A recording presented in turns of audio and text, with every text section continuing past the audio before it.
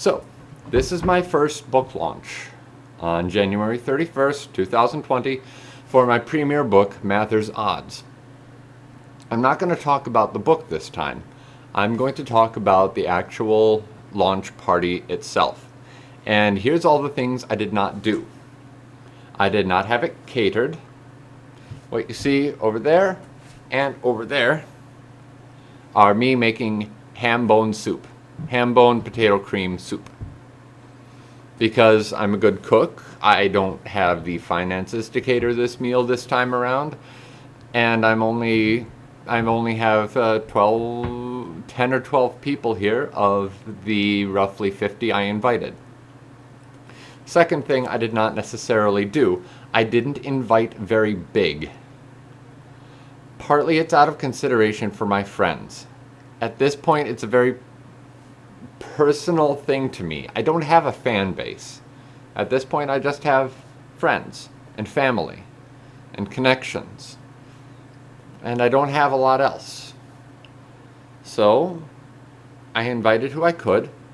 And everybody who couldn't make it, I said, put down maybe if you're going to be on Facebook Live when I broadcast this at about 7 o'clock.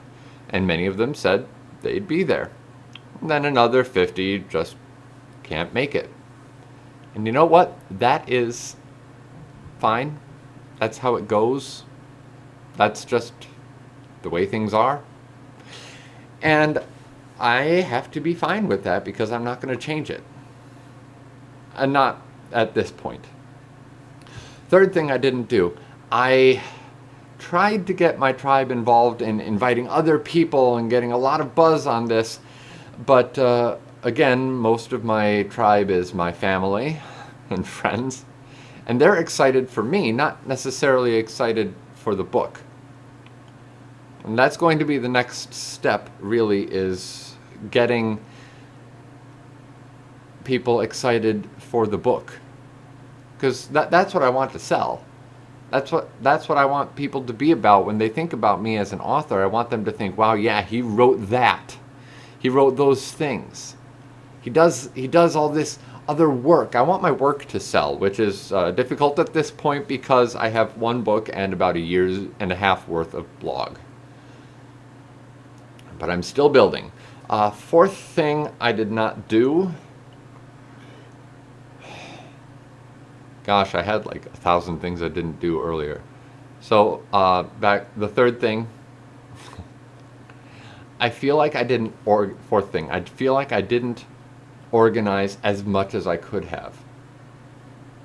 There are 100 other things that I could have gotten ready. There are other projects I could have paid for. I could have paid to have a banner prepared. I could have paid to have extra doodads that people could pick up, little I was there for the first one memorabilia. But I don't have any of that. And these are things that you think of when you think of a big book launch. You think about signings, you think about around the world, you think about fans buying merchandise. And that's a lot of things I don't have. So just coming straight out, there are a lot of things I did not do for this book launch. Now here are the two things I did do for the book launch. First, I wrote a book. Oh my gosh, I wrote a book.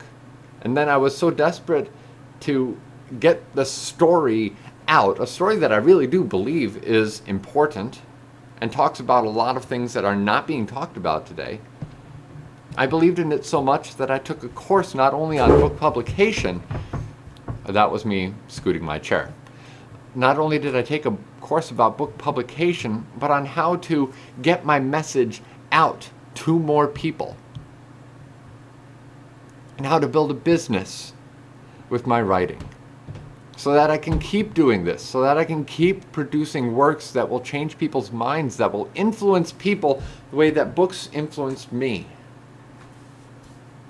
The second thing I did, I put together a launch party. Holy smokes. I mean, putting together a party isn't very foreign to me. I've done dances, I've done various little parties, so that part really wasn't the hard part. But saying, hey everyone, This is a big celebration for me. It's kind of like a birthday party for an idea. And I want you to come, and I want you to be here just on this day that it goes live. This day that my book is, per se, presented to the world. That's a big thing. So I wrote the book because I believed in it, and that's why I started a launch party as well.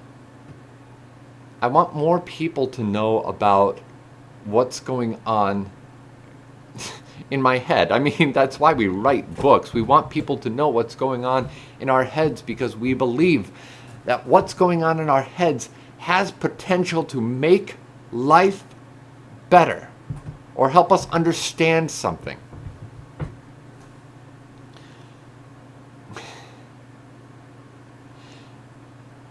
Many of you who visit my blog have blogs of your own.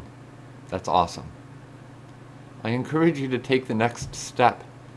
Your blog has a theme. You write about things that you're concerned about, things that you want to know about, things that you want people to think about differently.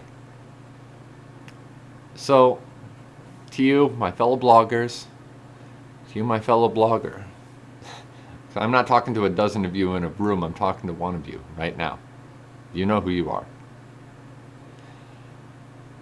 I'm talking to one of you at a time, and I'm saying, your ideas are big, they are huge, and I think you could write a book. Go for it. And when you do, don't let anybody razz you about what you don't have. Don't let you razz you about what you don't have. Because you have a message. And you have decided, I'm going to pour resources into this. I'm going to put my money where my heart is. Just like we always do. When you write your book, doesn't matter how small it is, doesn't matter how big you want your party to be. Have a book launch. Celebrate what you've done and what you're going to do. Peace out.